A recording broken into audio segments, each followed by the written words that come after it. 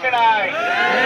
এই জন্য আজকে আমাদের প্রাণের দাবি, এই যে দেখেন ট্রলারে হয়তো চমকে যাবেন, শত শত লোক পার হচ্ছে এপার থেকে ওপার, কিন্তু এটা ঝুঁকিপূর্ণ। তাই ঝুঁকিপূর্ণতা এড়াতে এখানে একটা ফেরি এমার্জেন্সি ভাবে দরকার। তাই এখানে মানববন্ধন করছেন মালসিটি এই পারের লোকজন।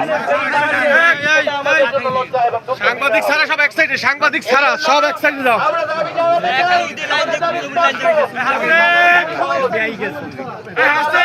আপনারা জানেন এখানে যদি ফেরি আসতে হয়